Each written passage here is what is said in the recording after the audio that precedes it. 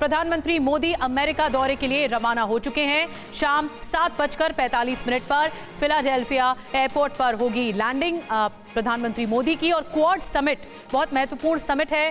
Quad summit में शामिल होने के लिए अमेरिका पहुंचेंगे। रात 10:30 बजे बाइडेन से मुलाकात का आज कार्यक्रम है। तो क्वाड समिट पर सबकी नजरें हैं। जो 4 देश मिलकर मंथन करते हैं, इसको लेकर पूरी दुनिया की नजर है। एक तरह से रणनीति बनाई जाती है। जो प्रशांत महासागर में आगे रणनीतिक तौर पर कदम होते हैं, वो क्वाड में तय होते हैं।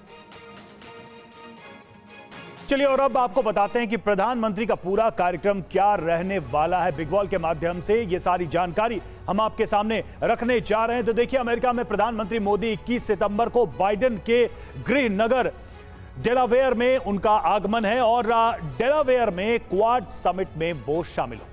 जी हां, राष्ट्रपति बाइडेन से मुलाकात करेंगे। 21 सितंबर का ये दिन बाइडेन के साथ द्विपक्षीय वार्ता होगी। जापान, ऑस्ट्रेलिया के प्रधानमंत्री से अलग अलग बातचीत होगी। ये बहुत महत्वपूर्ण है। न्यूयॉर्क में नासौ कॉलेजियम की बैठक भी है। इसमें भी 22 सितंबर को प्रधानमंत्री मोदी हिस्सा लेंगे न्यूयॉर्क में। और न्यूयॉर्क में बड़ी कंपनियों के सीईओ से भी मुलाकात उनकी ओर से की जाएगी। भारतीय समुदाय को संबोधित भी करेंगे। ये भी प्रधानमंत्री मोदी का कार्यक्रम है। जो इंडियन डायस्पोरा है, उनको संबोधित किया जाएगा। Modi and US progress together, ये कार्यक्रम रखा गया है 22 सितंबर को। कार्यक्रम में 25,000 लोग शामिल होंगे। तो ये बहुत महत्वपूर्ण जानकारी है। 23 सितंबर की बात करें, यूएन महासभा की मीटिंग में शामिल होंगे प्रधानमंत्री नरेंद्र मोदी। 23 सितंबर को भविष्य के शिखर सम्मेलन को संबोधित करेंगे। और विषय क्या है? बेहतर कल के लिए बहुपक्षीय समाधान। इस विषय पर होना है संबोधन। ये कार्यक्रम है 23 सितंबर का प्रधानमंत्री का। और आइए बड़ी खबर आपको एक और बता दें। डेलावेयर में क्वाड समिट में शामिल होंगे प्रधानमंत्री मोदी और बाइडेन के स्कूल में होगी क्वाड समिट। जहां क्योंकि गृह नगर है डेलावेयर और यहां पर बाइडेन के स्कूल में क्वाड समिट हो रही है। अमेरिका, जापान, ऑस्ट्रेलिया के प्रधानमंत्री से मुलाकात और बाइडेन का जो होम टाउन है डेलावेयर, वहां पर यह मुलाकात बहुत अहम है। पहले भारत होस्ट कर रहा था क्वाड समिट को, लेकिन अमेरिका के रिक्वेस्ट के बाद, इस अनुरोध के बाद अमेरिका में क्वाड समिट हो रही है। इसलिए बहुत महत्वपूर्ण है। और ये डेलावेयर में हो रही है, जो होम टाउन है बाइडेन का। तो क्वाड का एजेंडा क्या है, जरा उस पर भी हम गौर करते हैं। क्या है क्वाड का एजेंडा? तो कुछ अहम बिंदु उससे जुड़े हुए। हिंद प्रशांत क्षेत्र में स्थिरता। हिंद प्रशांत क्षेत्र में चीन के खतरे को देखते हुए यह बैठक है। रूस यूक्रेन युद्ध के समाधान पर भी इसमें होगी चर्चा। जी हाँ, इजराइल हमास जंग भी चल रही है, इस पर भी कुछ चर्चा हो सकती है। ग्लोबल साउथ की चिंता, जिसमें आतंकवाद है, समुद्री सुरक्षा है, जलवायु परिवर्तन है, स्वास्थ्य सुरक्षा है, या फिर कैंसर पर अहम पहल की शुरुआत को लेकर बड़ी रणनीति बनाई जा सकती है। डिजास्टर मैनेजमेंट, बुनियादी ढांचे और इससे लेकर जो संपर्क होते, जो कम्युनिकेशन लाइंस हैं, उसको दुरुस्त करने पर भी आगे चर्चा हो सकती है, विस्तार से चर्चा हो सकती है। और ये 4 देश मिलकर ये फैसला लेंगे कि आगे इन क्षेत्रों में कैसे बढ़ेंगे। हमारे साथ खास मेहमानों का एक पैनल जुड़ चुका है। एक बड़ी कवरेज TV9 भारतवर्ष पर आप देख रहे हैं। हमारे साथ रविंदर सचदेव जी जुड़ रहे हैं फॉरेन एक्सपर्ट के तौर पर। Major general retired Ashwini Siwach जी हमारे साथ जुड़ रहे हैं डिफेंस एक्सपर्ट के तौर पर। Air marshal retired Rajesh Kumar ji हमारे साथ जुड़ रहे हैं डिफेंस एक्सपर्ट के तौर पर। महेश सचदेव जी हमारे साथ जुड़ रहे हैं पूर्व राजदूत के तौर पर। मनीष झा भी हमारे साथ, हमारे सहयोगी जुड़ रहे हैं। मनीष, पहले मैं आप ही से शुरुआत कर रही हूं। ये जो क्वाड समिट है, ये बहुत महत्वपूर्ण इसलिए है क्योंकि इससे पहले भी रणनीति बनी थी और चीन को घेरने की एक बहुत बड़ी कोशिश के तौर पर 4 देश मिलते हैं।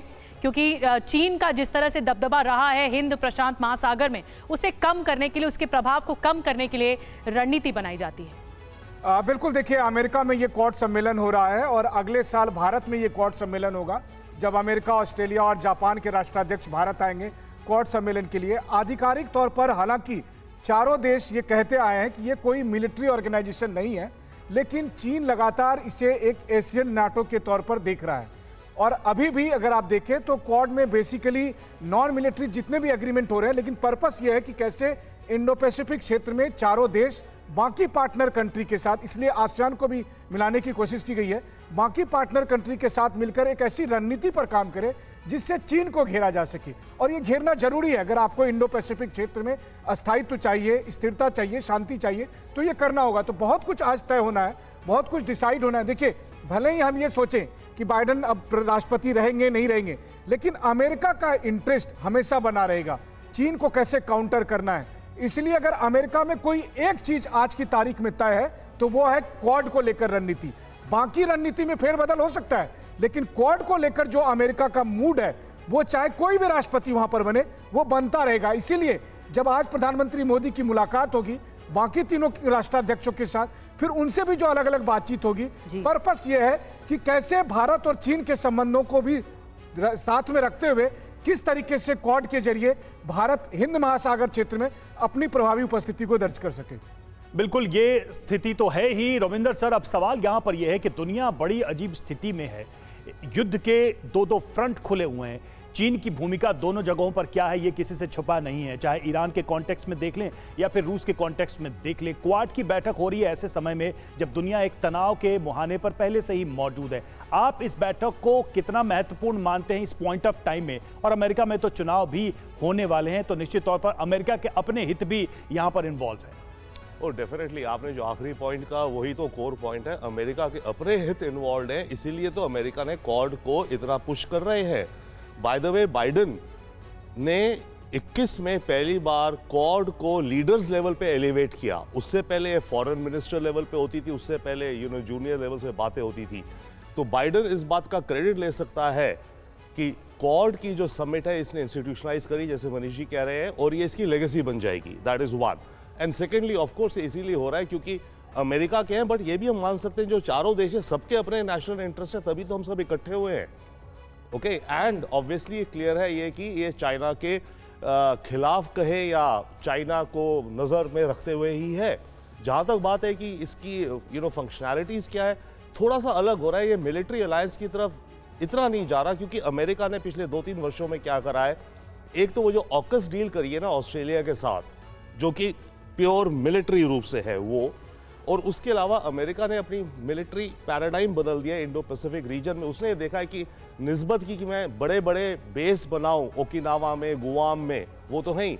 उसके अलावा अमेरिका छोटे छोटे आइलैंड्स और छोटे छोटे बेसेस फैली हुई जगहों में बना रहा है, ताकि कभी कॉन्फ्लिक्ट हो तो इसकी मरीन, रडार, मिसाइल, शिप्स इत्यादि जल्दी से अजाइल हो जाए। तो मिलिट्री रूप से इस एरिया में वो हो रहा है।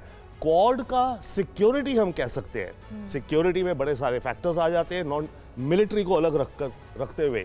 तो उन चीजों को सप्लाई चेन्स का बनना बेसिकली ये हो रहा है कि इसके जरिए चाइना के लिए ये मार्केट भी ब्लॉक कर देने के लिए है, और जो सप्लाई चेन्स बने वो इन देशों में बने, और इन 4 देशों के अलावा जो छोटे छोटे और देश हैं, Thailand, Vietnam, Malaysia, Singapore, Indonesia इत्यादि, उन सबके साथ integrated supply chains, green energy, climate, maritime security, इन सब मुद्दों को लेकर के ये है। बड़ी बात आप कह रहे हैं रविंदर सर कि सुरक्षा, संवाद और संबंध को बरकरार रखने के लिए, को मजबूत करने के लिए क्वाड बना। और अगर आप दुनिया के नक्शे में देखेंगे तो एक क्वाड्रिलैटरल फॉर्मेट बनता है जिसमें जापान, ऑस्ट्रेलिया, भारत और अमेरिका आता है। यही मिलकर क्वाड बनाता है।